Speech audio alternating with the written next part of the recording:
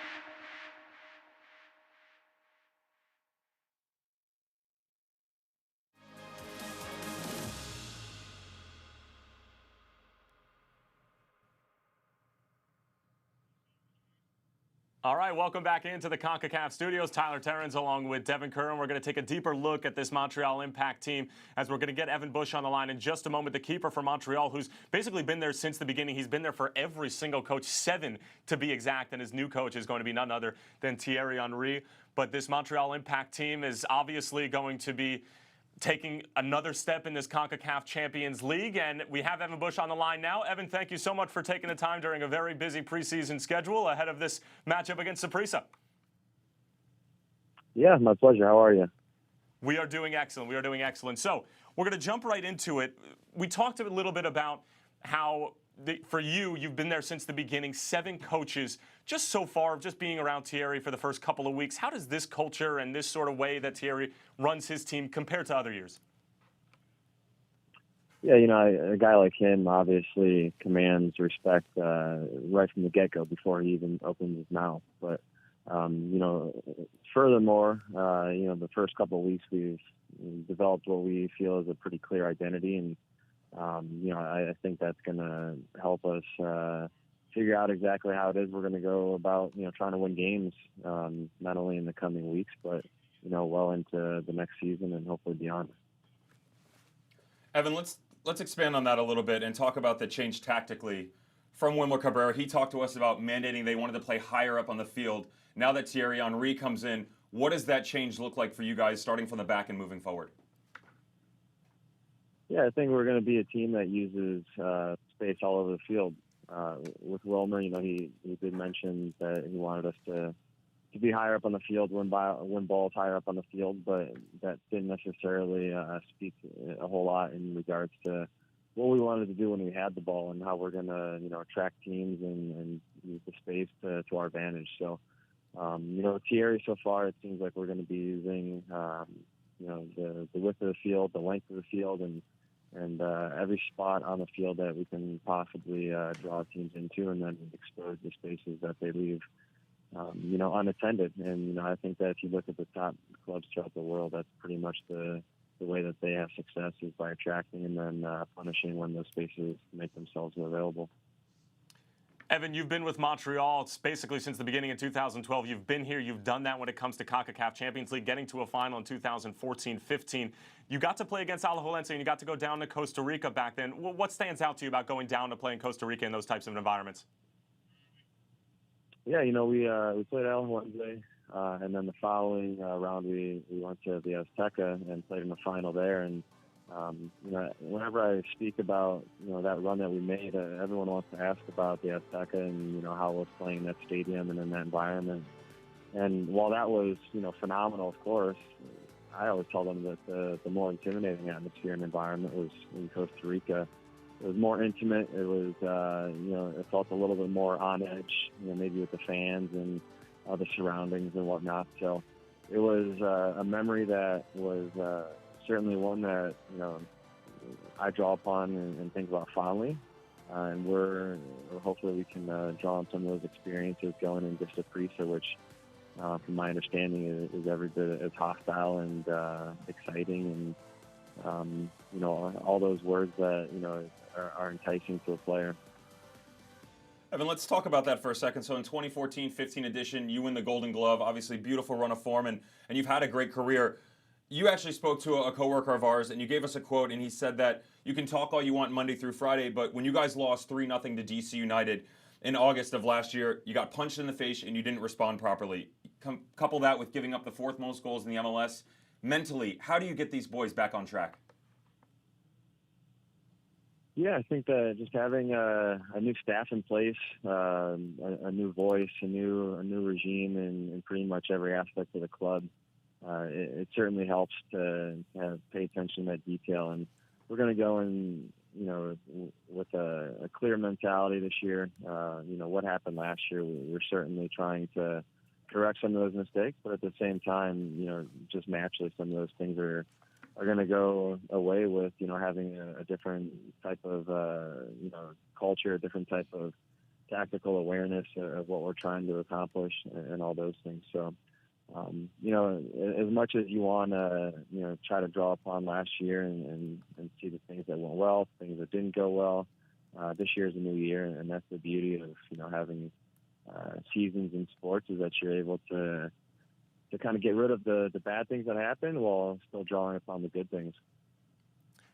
Evan, I want to ask you a bit of a logistical question here. Devin and I, the last segment, went after it a little bit in terms of MLS teams and the new format that's in place with the round of 16 and the tournament starting basically as your guys' preseason tournament, as opposed to in previous years when it would start basically in August and then it would be over the course of 2 calendar years.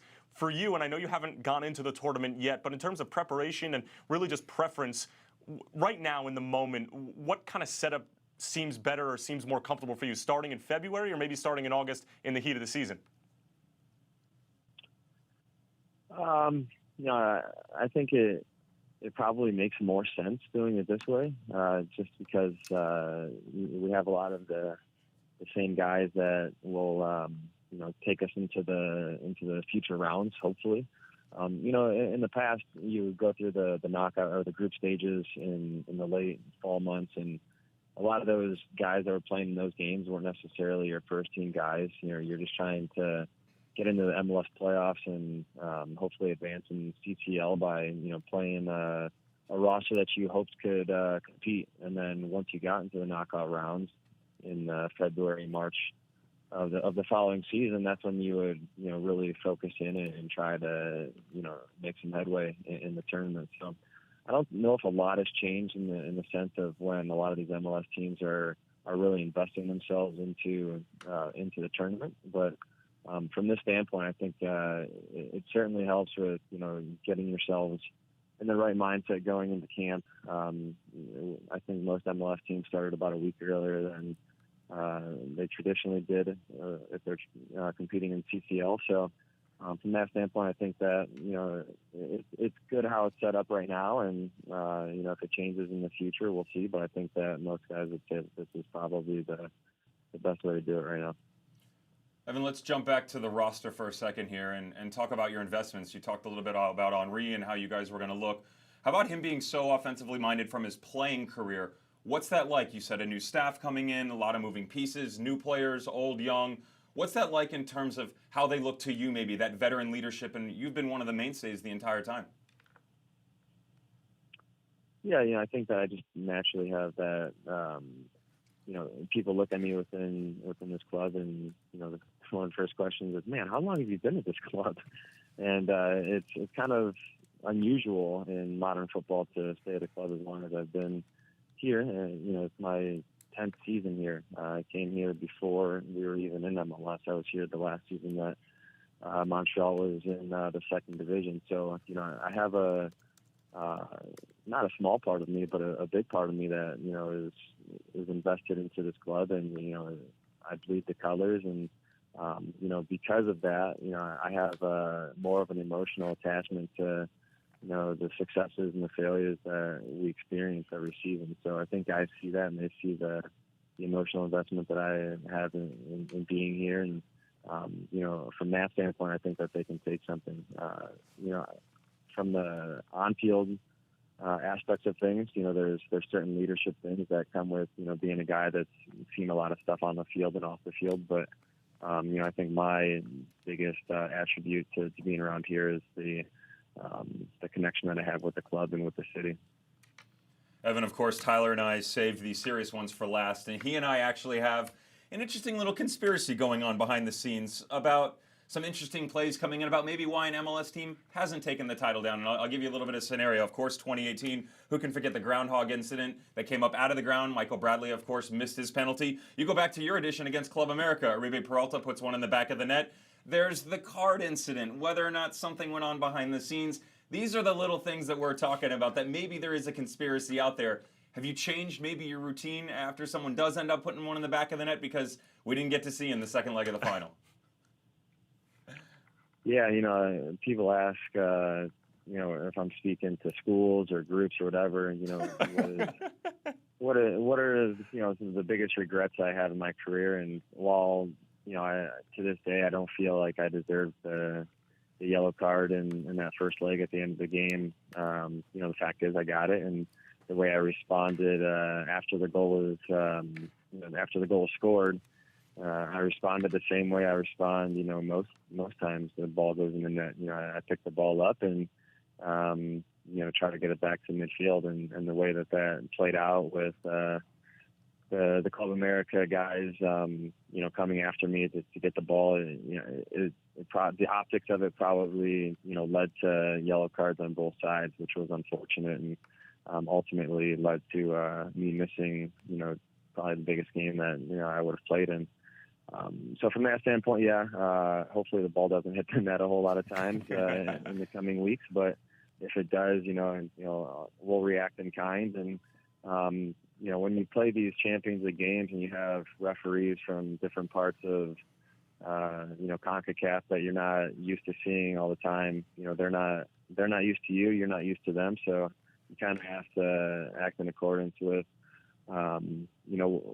whatever it is that the expectations are from their side. So they run the show, and you just kind of have to, respond in a way that's going to give your team the best chance to win, I guess. All right, well, here's to hoping that you're not picking the ball out of your net too much this tournament. Evan, hopefully we can talk to you down the line as you guys progress. Best of luck in the first leg, and thank you so much for taking the time. All right, thanks, guys. Appreciate it. All right, there goes Evan Bush, the goalkeeper for Montreal Impact, taking on Saprissa in the round of 16. We're going to continue to look at this matchup. Coming up next, we got our PhD of Saprissa tactics right here in the Concacaf studios. He's going to break down what Walter Centenio's side looks like moving forward. Don't go anywhere.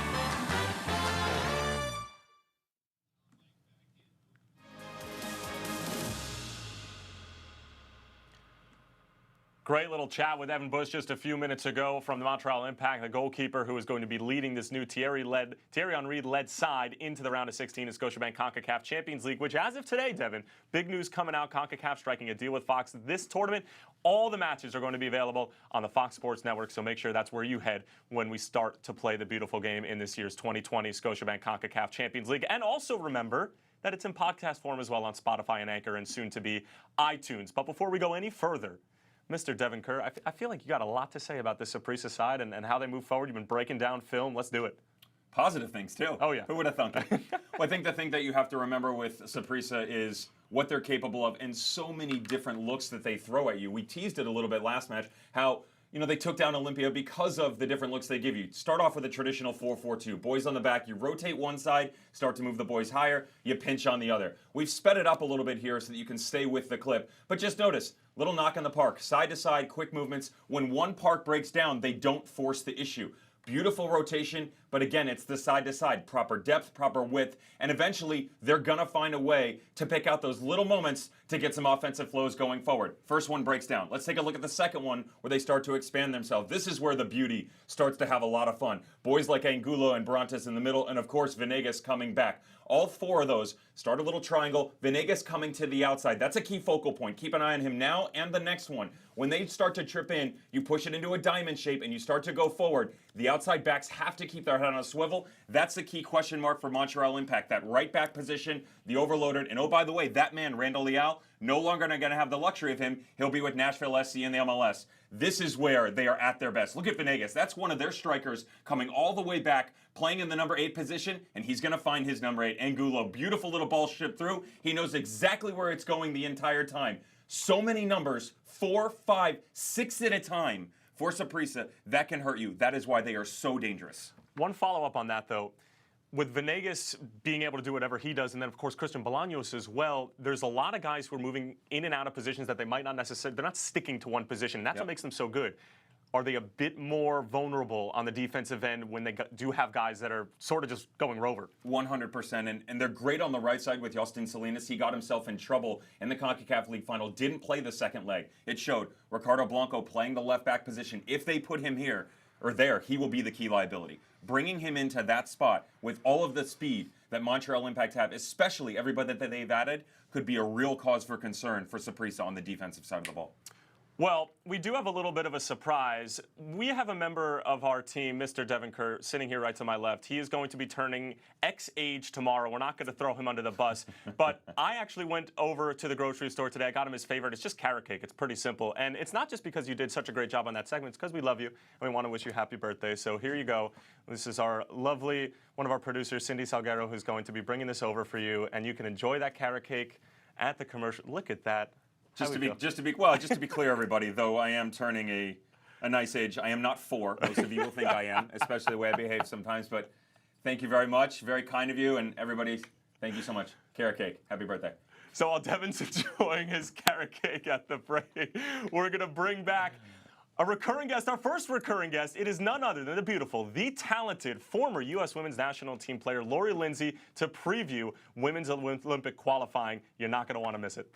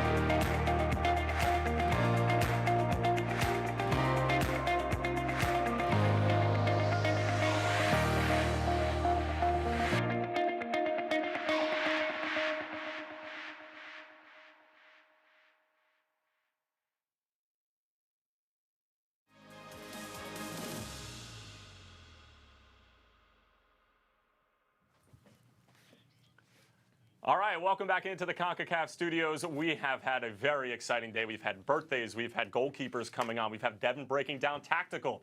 And now we got another special guest. It's none other than Lori Lindsay, an Olympic participant herself way back in her playing, not way back in her playing days. She's still fit enough to play at this point in time. She is Skyping it there. Lori, I don't know if making a public appearance is in your best interest right now, having just robbed a bank. Are the police still after you? I know. You're not the only one to say that, but listen, I have bedhead, even though it's late at night. It's pretty late in the day to have bedhead. You should probably take care of that. But we're not going to talk about hair. We're here to talk about women's Olympic qualifying. It's just around the corner for Tokyo 2020, and you have boatloads of experience with this. First of all, I mean, what is it like just sort of heading into this sort of chapter in your career and to be able to take the first step in potentially representing your country? Oh, it's amazing. I mean, obviously in the soccer world, the World Cup is the most exciting, but in America, the Olympics are exciting, and to have them back to back. And I think this one is the most exciting though, because it'll be the first time if the U.S. qualifies and then ends up winning the Olympics. It'll be the first time that any team or any country has ever done back-to-back World Cup and Olympics. So there's a lot of excitement around this one, but as a player, there's nothing better. Well, there's 3 different venues. 2 of them are in Texas. 1 of them is in California. I mean, I've been to a couple of them myself. They're absolutely beautiful. What have you made of sort of where these games are being played and just sort of the tournament and the setup of it so far? Oh, well, I'm pumped. And I mean, wonderful venues as usual, and in warm places. So, I mean, that's always the talk of the town. So you always want to be where you can, where it's warmer and it's fun to play. And there's always good crowds. I mean, anytime the team is down in Texas, gets a good draw, and then obviously same in LA. Spent a lot of time out there training prior to the NWSL, so it's always like a homecoming in that regard. But again, just the lead up, the excitement after a historical year for the U.S. team, a lot of backing, and just again excitement and around the team and what they can do this year. Well, there's some excitement off the field as well in terms of what the fans are going to be able to do, and the Hall of Fame is starting to get a little bit of buzz. Can you give us a little bit more in terms of what that's like and what it's going to be like for the fan to be able to sort of engage in that sort of manner? Oh, yeah. Well, I mean, it's going to be beautiful. I mean, to be able to experience these games as fans and to have this personal aspect to it is brilliant, and just going to be a beautiful experience all around. And anytime that you have the ability to be close to the fans and in this environment, it just makes it that much better, and for them to be able to feel a part of it. I want to head back on the field for this question a little bit as well, but nerves heading into this. Now, the U.S. has historically done really, really well in these qualifiers. I don't think anybody's really expecting anything less than their very best and ultimate success at the end of the day. But just sort of heading into this situation, do you remember what you were sort of feeling? Because you're not in the tournament proper yet. This is to get there. So is there something a little bit different about the qualifiers from a nerve standpoint? Well, there is in the fact that there's so much competition within, specifically for the U.S. team, because there's already so much competition within the team, and 23 players went to the World Cup, and then for the Olympics, there's only going to be 18. So to cut 5 players, and that means not making any changes, there's already a lot of pressure within the squad. Now, there'll be 20 for the Olympic qualifiers for this tournament in terms of the players amount, but there is nerves, there's excitement, there's pressure, there's challenges, but at the same time, I think the position where the U.S. is now, I mean, when was it? Back in 2010, before we headed to the 2011 World Cup, we came really close to not qualifying. We had to go play Italy in a home and away match to get into that World Cup. And I think that would just put everything in perspective for this team, even though it was almost a decade ago, or was a decade ago, in terms of don't take anything for granted, one game at a time. And that is always how this team has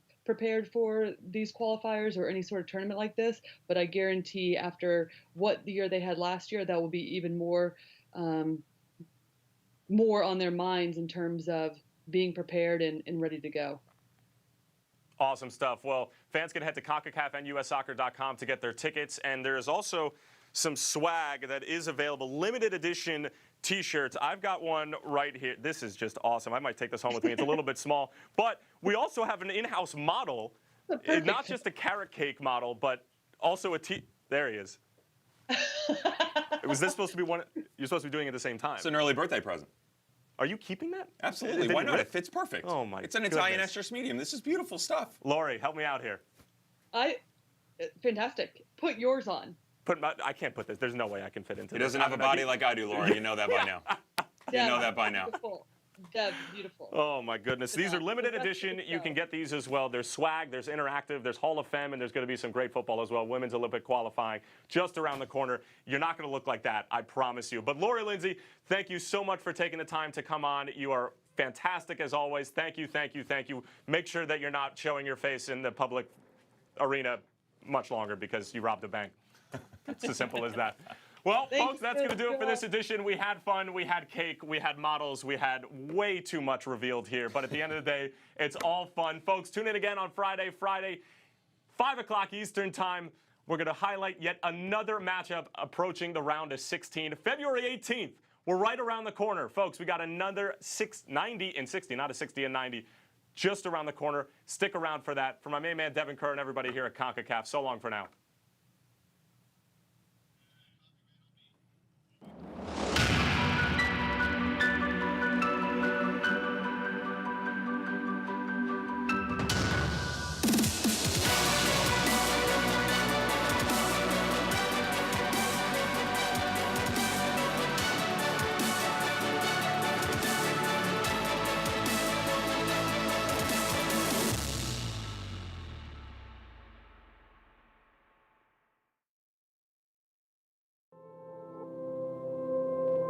Football. We could say that for us, Pour nous, para uns, para nosotros, on this side of the world, football is our life, the game of our lives. Football always comes first. We all come from different cultures, but football unites us. Sind wir zusammen, nos une. One region, one voice. Una voz, one voice, une voix. If we listen closely, we are born ready to shout. And from there, we start to play with intensity until the last minute. Faced with obstacles, we work through them. We will improve day by day, always forward, making football better everywhere, every match. Our passion is so strong that it breaks down borders, even those that are hard to knock down, for all of us to reach our dreams. We are the region where the game comes first, bringing the game closer to our fans, and decisions are always made for the good of the sport.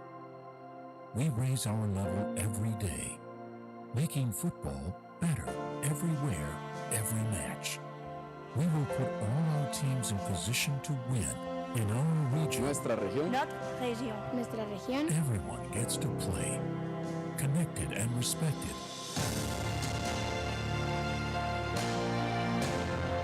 One region. Una región. Une région. Una région. Together, we are the collective best of our individual cultures. We are millions of souls. We are together for the love of our game. United for football. 41 countries for one love. Concacaf. Love for our game.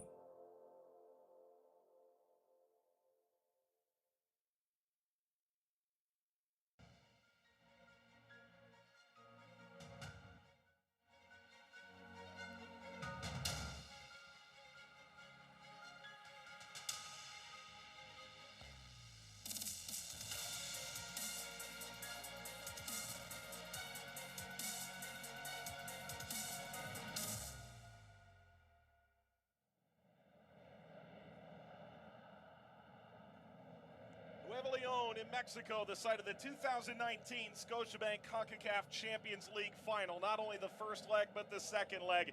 It's Clásico Regio 120, the ultimate Super Clásico finale to this 2019 Champions League campaign. Monterrey and Tigres meeting for this second leg tonight at the Steel Giant in Monterey. What an exciting atmosphere we have tonight. Over 53,000 packed into this stadium that opened just 4 years ago. 53,000 are here, a million more will say that they were, as the lights turning on in spectacular fashion in Monterey. Jürgen Damm saying this week, this win could confirm us as a dynasty. He said, winning or not, biggest team of the decade in Mexico. I think Club America, Chivas having won, certainly this Monterrey side would have a very solid argument against that claim, but Tigres feels they have done everything but carry this kind of trophy home. The Mexican team has won each and every edition of the Concacaf Champions League, and in this newest edition, it's been as difficult to win as ever. Gone the group stage, straight to the round of 16, and in total, it takes 8 games of your very best to take that trophy home. I mean, isn't it amazing that we can sit here and be talking about a Monterrey side that has a 1-0 lead thanks to Nico Sanchez, who was a villain, the GOAT, everything all combined into one in that second leg against Alianza. And I woke up to your voice. I was falling asleep. I had a long day during that game, and I woke up to your voice because you're talking about how you need a psychology degree to figure out whether or not Nico Sanchez is going to go left, going to go right. But, I mean, what a fixture we have in store. Monterrey have done all the dirty work to get here. Monterrey have just gotten better and better. Tigres have dominated all 3 teams they've faced so far, but they face a deficit tonight. Leg number 2, the Champions League final in 2019. The ultimate derby, the Super Clásico, Clásico Regio 120. Tigres and Monterrey take the field.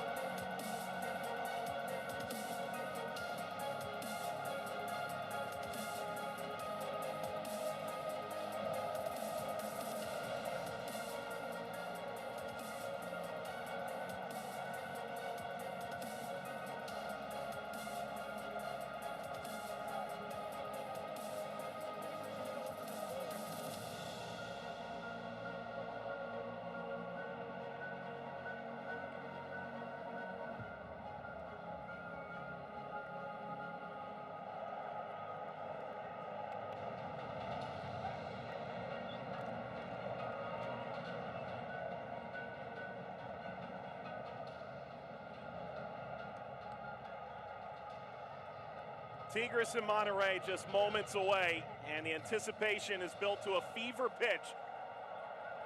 A Champions League fever kind of pitch. Tigres and Monterrey, what an outstanding atmosphere. Take this atmosphere, compare it to any in the world. You'll be hard-pressed to find many differences, as the photos include the entire team. A moment to capture and remember forever for 18 men who all hope that they are the ones that take Tigres through.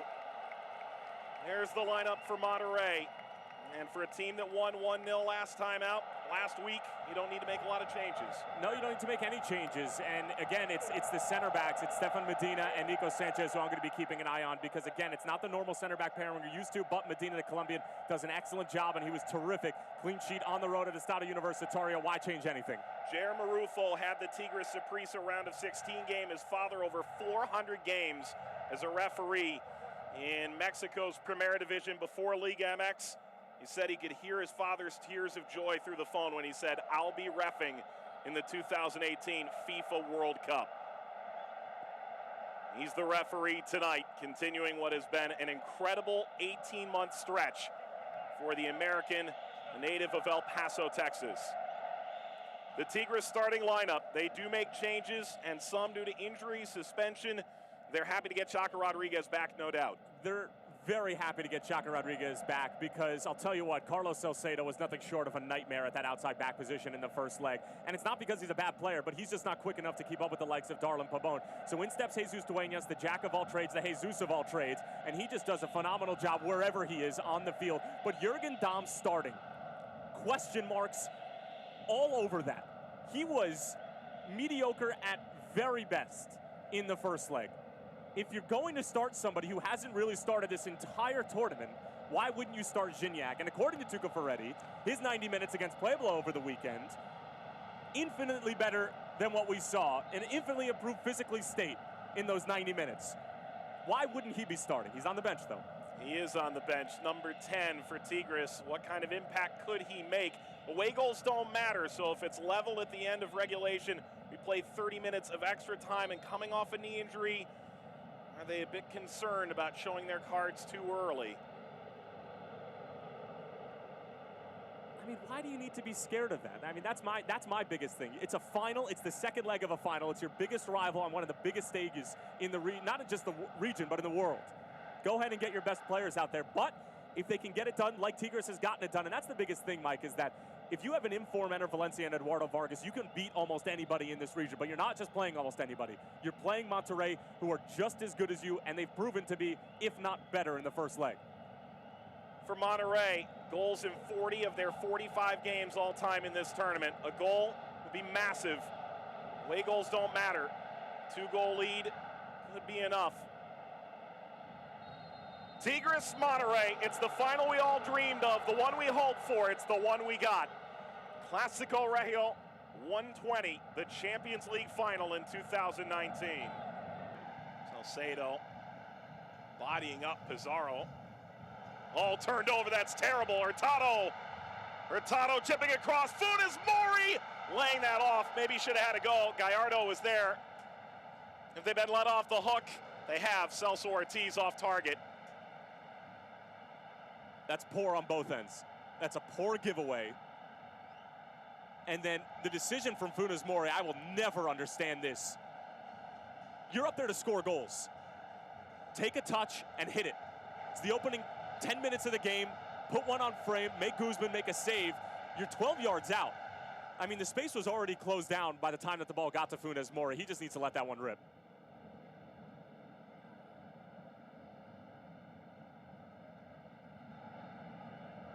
Stepping in, Guido Pizarro.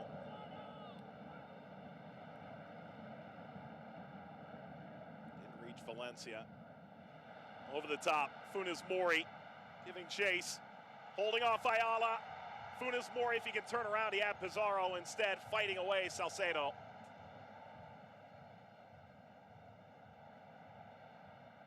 His clearances have been iffy at best from Tigres, and now a foul in midfield.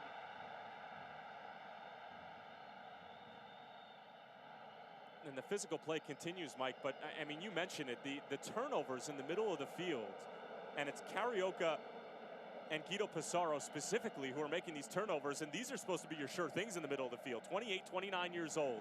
You've been here, you've done that, except win this tournament. But to give the ball away like that when you don't have anybody pressuring you, you have options available, much more simple options than you're trying to accomplish. Connect passes, get out of your own defensive third. I feel like we're watching the same game in the first 10 minutes that we saw last week. Gal Lyon has put everybody on notice that there is no area of the field from which he can't strike. Lyon, dipping ball. Recovered by Rodriguez. His touch a bit heavy.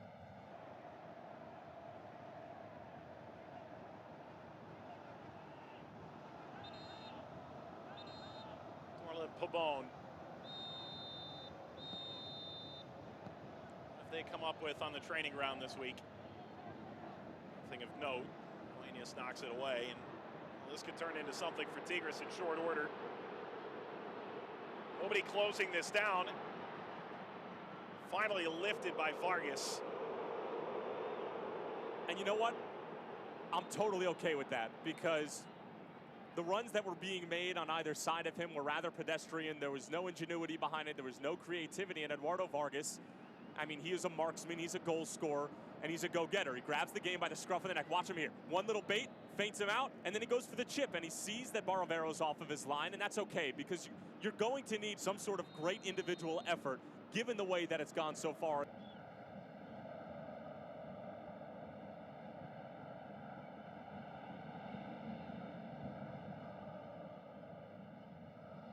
Salcedo. Pabon have here? Funes Mori. Pabon laying it off, looking for Pizarro on the square ball.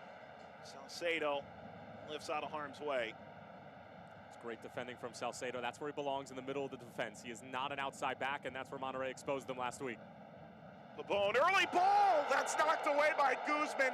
That was nearly a devastating own goal. And if not for cat-like reflexes, Tigres has been spared their blushes. And this is why Guzman's one of the best keepers in CONCACAF. He is always on his toes. He is always ready. This is an unbelievable save. It won't go down as a save. But this, I mean, the fact that he was even ready to make that is incredible.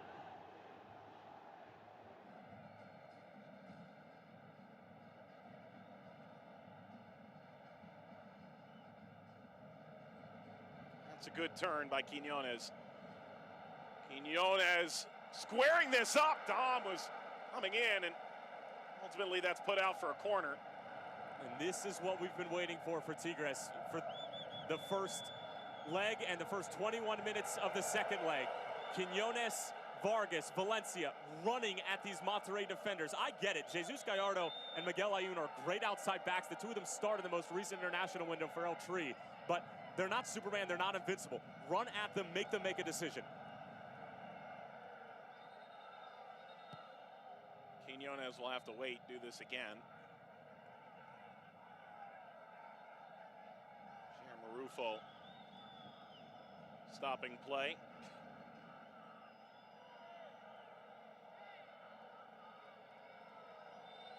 Vargas will trade places. The signal has changed. Now Quiñones. That's back set. Uh-oh, trouble. Ultimately recovered by Barovero. Trying to force his way in Dom. Gallardo. Ball's finally settled. Over the top, Pizarro. This will drag him a bit wider than he wanted. Three-striped shirts. Down goes Pizarro. Well, this could be the moment for Monterrey. How deceptive is Pizarro? And this has to be on the scouting report. These teams have played each other enough. Pizarro has been around Liga MX. If you're Chaca Rodriguez, you can't fall for that in the penalty area. Even if he does drag it back, it's on his weak foot. He's headed towards the byline. You have it covered. There's no reason to go dive in and win the ball there. Go deny the service, lick your wounds, and try to defend a corner. But again, it's Pizarro we talked about. He's a star. It doesn't matter where he plays on the field, whatever team he's playing for. This guy finds a way to get it done. He's clever. He's calm on the ball no matter where he is on the field. And Monterrey deserved this opportunity to take the 1-0 lead. I don't know if it should be from the penalty spot. It definitely was a foul, but they deserve the lead at this point in the game. The fifth penalty Sanchez has taken in this tournament. He has taken more penalties than anybody this year. Scored 3. He missed one in the second leg of the opening round, the round of 16 against Alianza. Now a chance to take a 2-goal lead. He went left twice in that Alianza game. He's also gone right before in this tournament. Sanchez and Guzman, what a moment this could be for Monterrey. Sanchez, right down the middle. 2-goal lead for Monterrey. Well, it's not the greatest of penalties, but he's deceptive. Gets Guzman leaning runway, goes the other. Simple as you would like. Your center back has 16 goals across all competitions. It's unfathomable. The flag is down. Funes Mori. Funes Mori, the cutback. Can he finish? No, Guzman off his line. Closed it down. Monterrey nearly tried to put a nail in Tigres' coffin the opening half an hour. That's right, fan yourself off. What I'd pay to be a fly on the wall right now. Tuca Ferretti's bench. Dom sliding down. Get away from Valencia. He's been the talisman for Tigres in this tournament. A goal a game in this tournament. Comes Hurtado. Tigres haven't been tidy back here. Swallowed up by Guzman.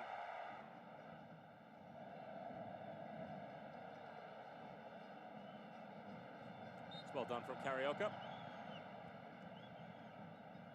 And again, it's just everything for Monterrey seems effortless. Everything for Tigres seems like a struggle. You have to find a way to continue to get Eduardo Vargas in 1v1 situations, and you also have to find a way for Enner Valencia to get a touch on the ball. I mean, this is the guy who's leading the Golden Boot race, although being tracked down quickly by Nico Sanchez as we speak. He's got to find a way. If you're not going to start Gignac, and you're going to have Valencia and Eduardo Vargas up there, he's got to get touches on the ball. Dipping ball over the back line, steered aside, Funes Mori into the middle, headed down and wide by Salcedo. Oh, it's going to take something for Tigres to get over the hump and back into this final, and perhaps that set piece would have been the trigger. If you get a goal before halftime, I mean, this second half is going to be more than bumpy. It's a well-won ball. Medina. Funes Mori's been a great outlet. Funes Mori sliding that. Perhaps he was going for the near post. Perhaps he didn't hit it right. He didn't hit it right because he took up about a third of the field here at the Steel Giant. We saw Jürgen Damm earlier sprinting and the field just coming apart behind him. The groundskeepers are going to have some kind of job this coming week. Monterrey 1, Tigres 0 in the second leg of the 2019 Scotiabank Concacaf Champions League final. It's 2-0 in the aggregate. This is the final hurdle en route to the Club World Cup. Holding it up, Quiñones. Layun knocking it out. It'll be a Tigres corner.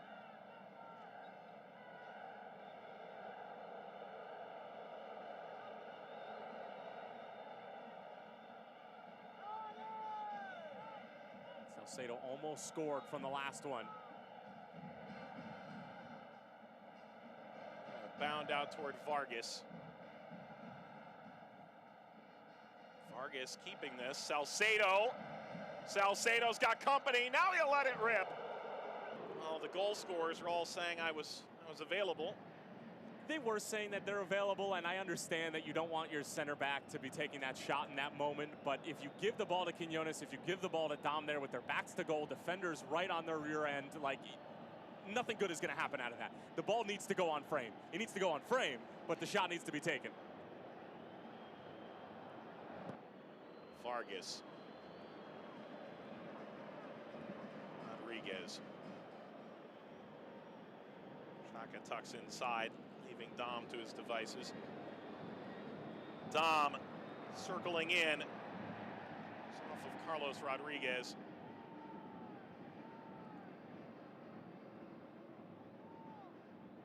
I'm not sure whether Gallardo was expecting the whistle to be blown, but he just flat out conceded possession to Tigres.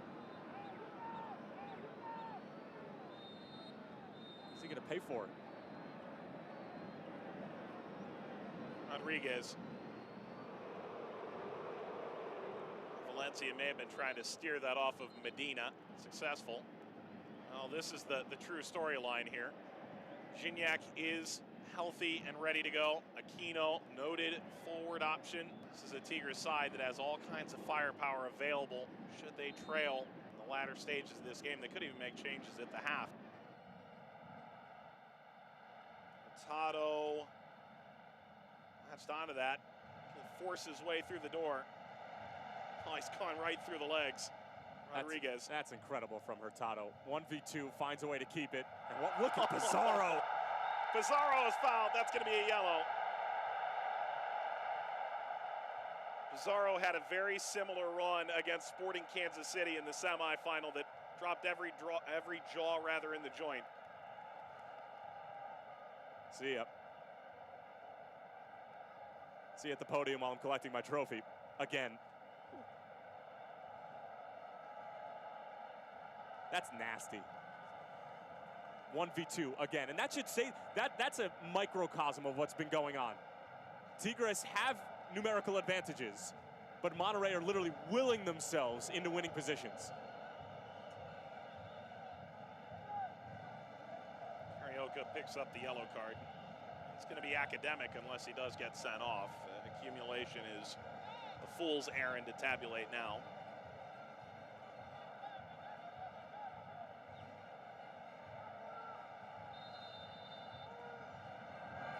Lyoun. Well defended. Pabon.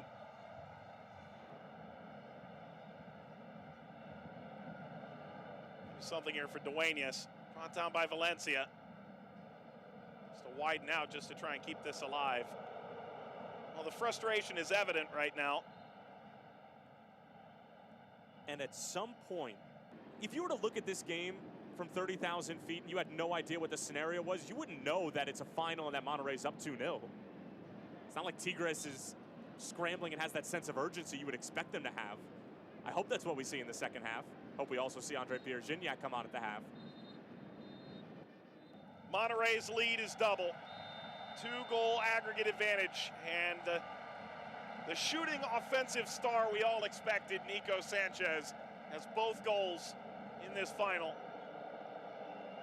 And Monterrey, Tyler, are in fine position to carry their 4th Champions League crown out of the stadium tonight. And look at the difference between the two sides right now. Monterrey comes together as a team. High fives for everybody, really positive. And yeah, it should be positive. They're up 2-0 on the aggregate in a final. Tigres, it's individual. They're barking at the referees. Heads down, sulking. Body language is bad heading into the locker room.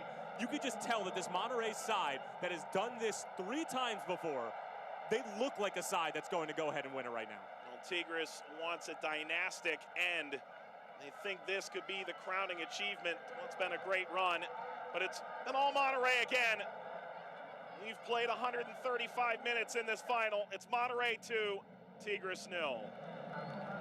From an energy standpoint, from a goal-scoring standpoint, and just from a straight-up Andre Pierre-Gignac being an absolute baller standpoint, this is exactly what Tigres needs. Because even an 80% Gignac, I'll go a step further. A 65% Gignac can get at least 1 goal in this game. He is that good.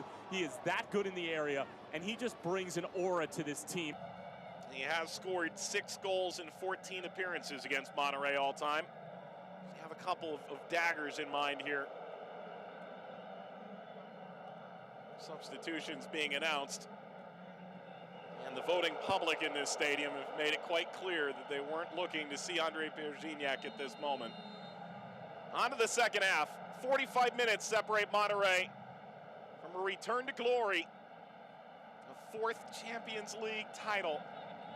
For Tigres, is it yet another disappointing letdown after climbing all the hurdles, ultimately falling short in the final for a 3rd time in 4 years. Play on. Guzman comes off his line to start play up again. And I don't agree with the move of Vargas being sacrificed for Gignac. I think it should have been Valencia. Well, Gignac is fouled. The yellow card shown. Yeah, it's Medina who senses that Gignac is going to turn, and that's one of those moves that Gignac has in his bag that even if you know it's coming, you're not going to be able to stop it. You just got to hope that you're going to be able to slow him down in some way, shape, or form, and for Medina, that form is fouling him. It's the 4th card handed out in this match.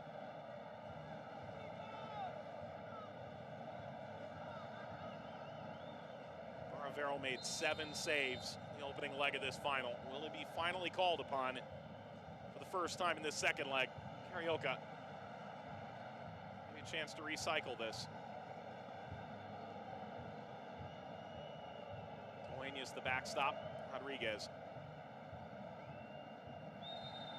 Duenas is fouled. If you're Monterrey, you're just going to try and gum up the works in this second half.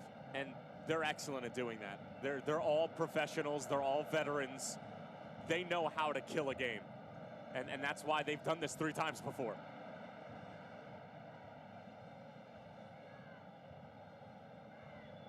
Carioca. Rodriguez leading Quinones. Quinones for Valencia, back across. Well, Gignac had an idea. Ball didn't sit up just right for him. Barravero's got it. And you know what? We talked about a sub 100% Gignac and how he still can make things happen. If he's 100% fit, he doesn't think twice about this. Why is he pulling up like that? Does he think somebody's behind him? That looks like a perfect opportunity to pull that off, and he's only 6 yards away. Even if it's straight at Barovero, it's still probably finding the back of the net. Monterey unbeaten in the knockout stage in the history of this competition. One that's seen a Mexican champion each and every time. Canadian side Toronto FC came as close as anybody. Montreal and RSL have come close in the last decade. Ultimately, Mexican sides have run a show. Gignac, that's too high. Be able to get to that. He's motioning, just saying the delivery needs to be a bit lower. The same goes for the bicycle kick attempt, or non-bicycle kick attempt. But just his presence, and he did this in the first leg as well, just him coming onto the field. If you're Diego Alonso, you have to you swallow your pride and you say, okay, this is one of the best goal scorers that we've seen in this region for years. You have to play a bit differently. Nico Sanchez can't go 15 yards up and challenge Guido Pizarro and challenge Carioca in the middle of the field. Stefan Medina can't do the same thing. They have to be a bit closer to Gignac. So the whole dynamic and the tactical plan for Diego Alonso changes when Gignac steps on the field. He's been a magnet in the early going for decent service. Funes Mori, oh, he's gotten through. Pabon, slide down. That is a clean challenge right through the legs of Pabon. Absolutely perfect. I mean, of course the Rayados fans are going to be up in arms because it looks bad and Pabon sells it, but if you're Javier Aquino, you didn't have much of a choice. I mean, he times it to perfection.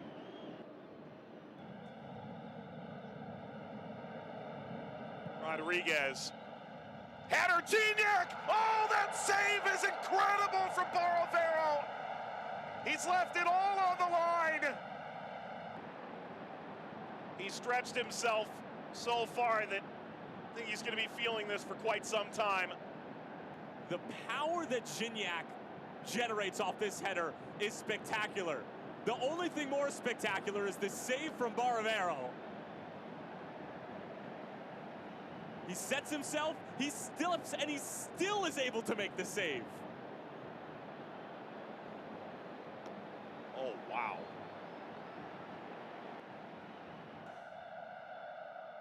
Big if, but you've got those substitutes to use. The problem is Luis Cardenas is your backup. He has played 2 games in Ligue MX in his life there in 2016. There's the cross. Ball knocked loose. Barovero was fouled. He is taking a beating right now. Monterey players are in the face of the referee in an effort to try and protect their goalkeeper. It's Valencia who went into him. And it's brave from Valencia. It's even more brave from Barovero. It's a 50-50 ball. I don't see too much wrong with it. I mean, Valencia, he is a tad reckless in going in, and he doesn't make any effort to at least avoid colliding with Barovero. But again, in this day and age, keepers are always going to be protected, and Barovero knows that if he goes up for it strong and he makes an effort, he's going to get the call. But he's paying dearly for it physically.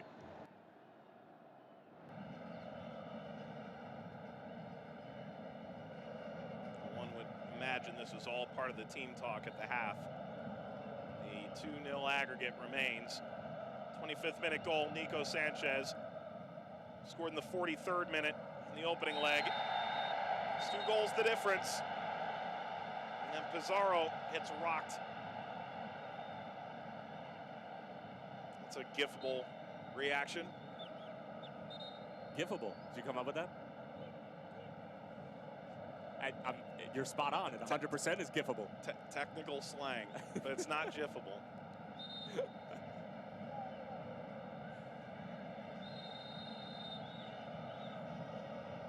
I mean, it's fitting for Pizarro as well. I imagine the caption would be like when somebody says that they can cover me on the football pitch. Get a second chance at this. Ball whipped in. Oh, did that get across the line? Guzman didn't let that over. Oh, Layun put a lot of pace on that, and oh, that didn't miss by much. I'm going to use one of your words. That is way too blasé from Guzman. Oh, it's those 2 little baby steps that he takes back there because right there it's not, when he starts to drift a little bit, that's where I think that he gets mighty close to that whole ball going over the line, but I think that he's all right. That is nearly a howler of epic proportion.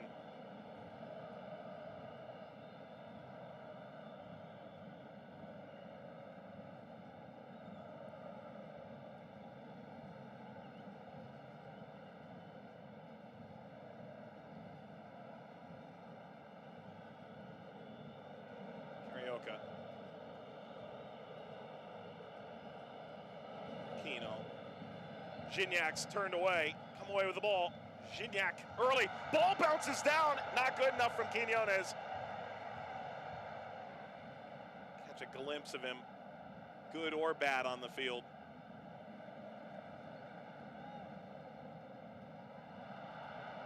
For Pabon. Struck the other way. Gignac to get by Montez. He flips him over. And that's unnecessary from Gignac. The ball was already gone. He tried to judge the bounce. He actually did it really well. The only problem was that Cesar Montes judged it just as well. And Gignac, I mean, that's... If he doesn't have that last name on his back, I think he gets a yellow there.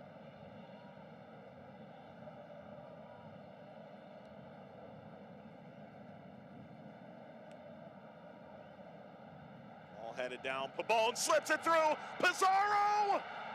That'll get away. Was deflected en route. Corner. Monterrey. Goalkeeper come off his line, and I think Pizarro is trying to whip that over his shoulder and into the net.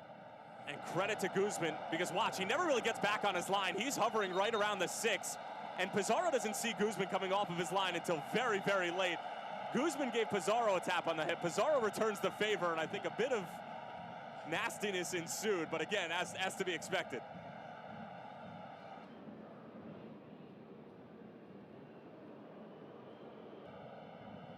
Between the Plasora and the Apertura.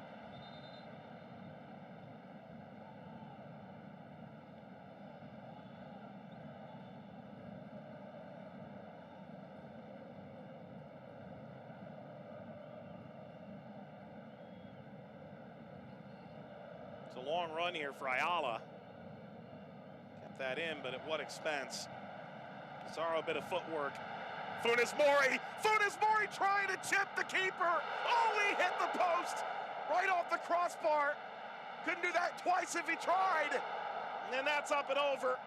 Well, because of the situation that Tigres have found themselves in, down 2-0 in a final, Nahuel Guzman, basically the entire second half so far, I don't think he's touched his goal line once. And because of that, Monterrey are starting to pick up on it. Guzman, I don't know where he is. The effort from Funes Mori, a bouncing ball, it sat up perfectly. Sometimes it's a game of centimeters. Found every inch of that woodwork.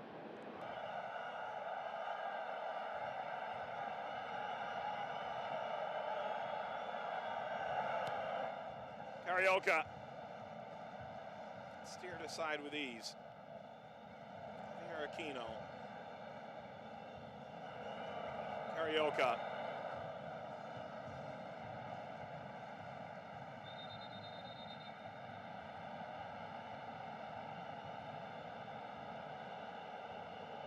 Well, Tigres at this point have to say so long to Hugo Ayala, knowing that they have to make some kind of tactical change, increase the pressure. Zelarayan comes on. Zelarayan has been one of those guys that's helped Tigres amidst this cup run in Liga MX in terms of rotation, has helped them be able to still get results and still remain relevant and qualify for Liguilla. He's done a great job of giving some of the bigger names a rest.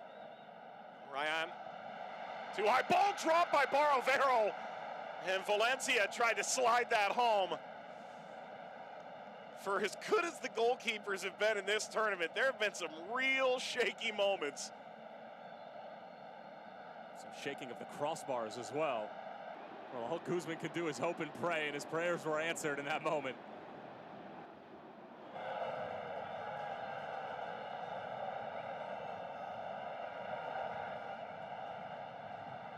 This is good work. Ryan, it's the cross, Quinones. Valencia had that pop up on him. Monterrey could maybe put this thing away with one more goal. Funes Mori looking to turn the corner, instead faces up. Pabon driving in! Barovero made the stop, make it Guzman rather. And boy, he stung Holmes, and ultimately his backside, it appears, is reaching toward his hip. Well, I thought the ball to Pabon should have gone out way sooner than it did, and Salcedo almost gets a touch to it. Once the angles close down, the only thing that Pavone can do is go for power. He strikes it cleanly, no movement on the ball whatsoever, and I think that's just a cramp from Guzman at the end because he gets a piece of that shot. There's really not much in it, and I just think that his body's starting to cramp up in 90-degree heat here in Monterrey. Duenas. Brought down well. Lifted across. Gignac is there. Punched up. Oh, Ferro got it. Off of Layun.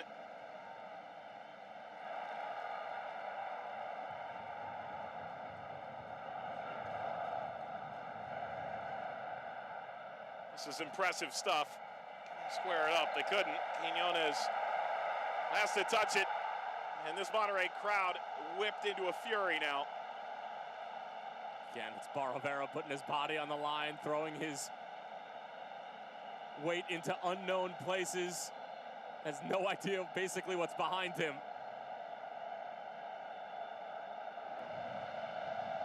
Gignac turning and striking. One wonders if that's the best use of political capital with under 10 minutes to play. In most cases, I would say no, but take a look at what's gone on in the 170 minutes that we've played so far. Muster up nothing. And he did that in the first leg when he came on as well. I mean, he had his back to goal. He was taking shots when he was off balance. He was putting them on frame, unlike that one. But why not? Try to make something happen.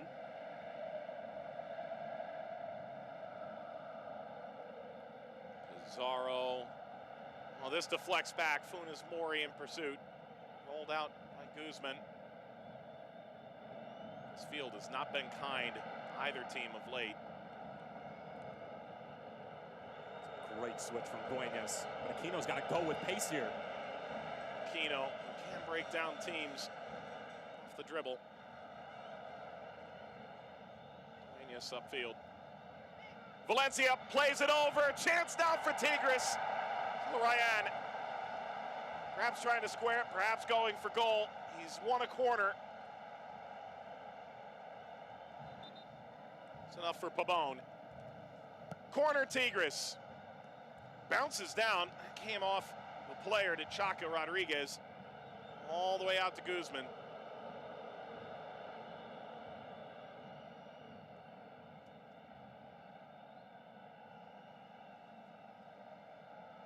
Valencia.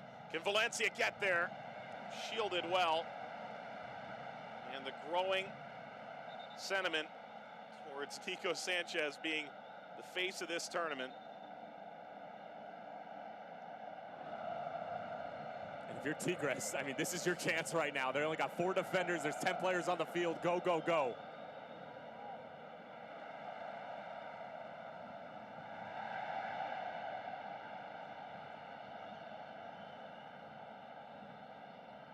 Salcedo. There he is. Sanchez rushing back into position. Gignac! Forget everything you thought about this final. Gignac has turned it on its head. 2-1 Monterrey. Tigres have life. Unbelievable goal.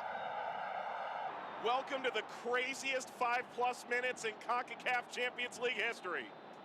Well, anybody who thought that this final was going to go down without the Batman, Andre-Pierre Gignac, one of the greatest goal scorers Liga MX and CONCACAF has ever seen, is outside their minds. And you know who else is outside of their minds? Andre-Pierre Gignac. He had time to take not 1, not 2, but 3 touches. But what does this man decide to do? Take it on the first time because they don't have any more time. Game on, let's go. There is going to be one massive chance for Tigres. It's coming. It's coming. And it's a matter of whether Barovero is up to the task or if Tigres have the quality to finish it off. But there will be an opportunity. Tigres goes short, and here they come. Zelarayan. There's the cross. Which side of the flag will this end up on? Corner. This is just stupid. No, really. He had time to take that down, but he only had one thought on his mind. Corner. Lifted away by Montes. One of the best goals in the history of this competition. And if Tigres come back, it is far-fetched where we were 10 minutes ago, that it will live on forever in Monterey.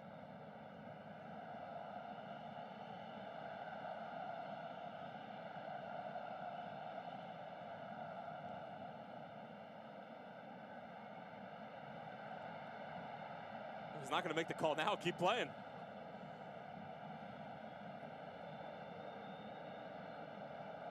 Should be a fair amount of stoppage. There have been a couple of knocks in this half. Valencia slipped away. Montez deflected. Last thing you want is your center back taking 3 dribbles from your back line. Oh, great move to separate. Up the line now. Quiñones lifted away. Sanchez, first time, Celeroyan! They have had some, I won't say easy, but they've had easier chances than what you saw from the Gignac goal, what you saw from Celeroyan.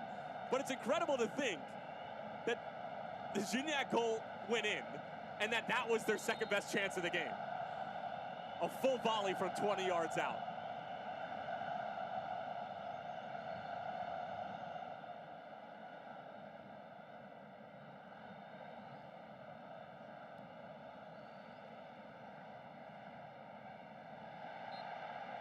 Foul Monterey.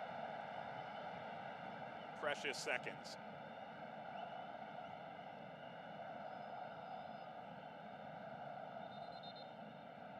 Again, when you just start to use the hands, you give the referee every incentive in the world to blow the whistle. I'd be very surprised if there's anything short of 4 minutes.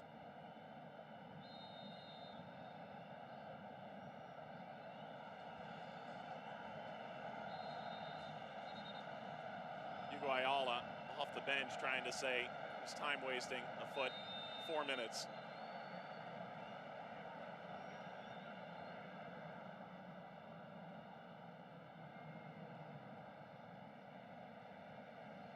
If your heart's not pounding out of its chest, it's in your throat. City transfixed by the 120th all-time meeting between two of CONCACAF's greatest powers over this last decade. Big Four, perhaps not.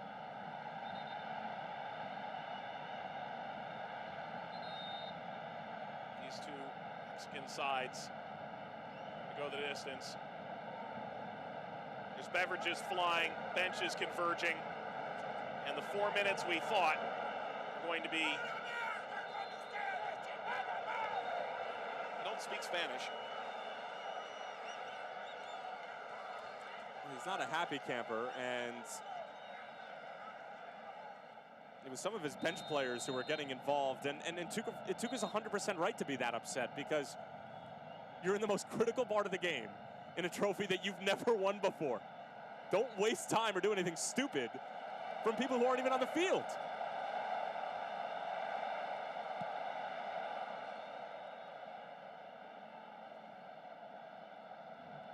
One could imagine this getting toward 95 now. It's not a 40-second layoff. I'd also argue that was a bit self-inflicted by Tigres. That should have been Monterey ball right there. Alas.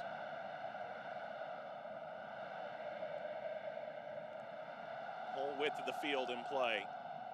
Here comes Aquino, whipping at the cross. Baravero caught it, and he gets knocked hard.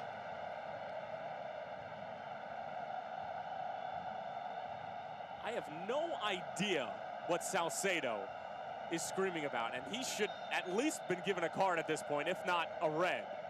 This is 1,000% a foul on Quiñones.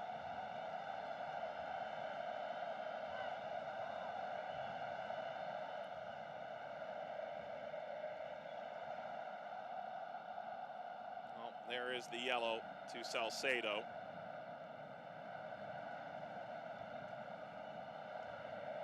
Salcedo was counting out the times he felt Baravero then knocked, but that one clear as day. Well, the clock says a minute. I'm sure that that's all. Is there one more chance for Tigres? Is Monterey this close to their 4th Champions League title? Guzman. He's had some insightful moments in this second half, and he's had some that have left you real nervous. Has he done enough?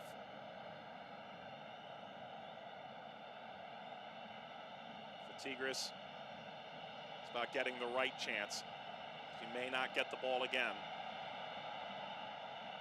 Carioca effectively shaken the ball side to side and created an inkling of space. Carioca. Aquino.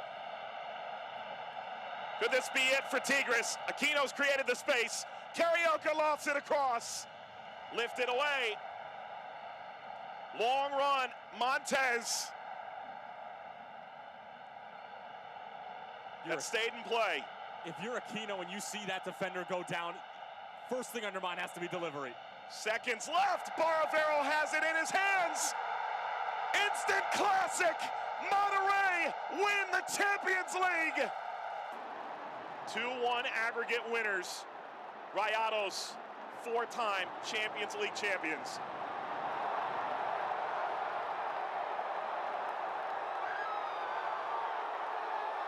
The emotion from Diego Alonso says it all.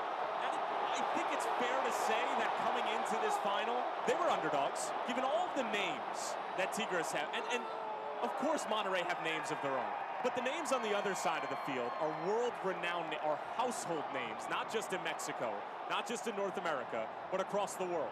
They were that close to going out against Alianza, and to be quite honest, I don't even know if they deserved to have those 2 opportunities that they did from the penalty spot. They got them, they got through. And what they did after that was to make the most of every opportunity that they were given. And then for Diego Alonso, who's already won this tournament before with a different team, to then put together a tactical game plan and outcoach someone in Tuca Ferretti, who a lot to believe to be the best tactician that Mexico has seen in quite some time. That's what you're seeing right now. Monterey, 2019 Scotiabank Concacaf Champions League champions.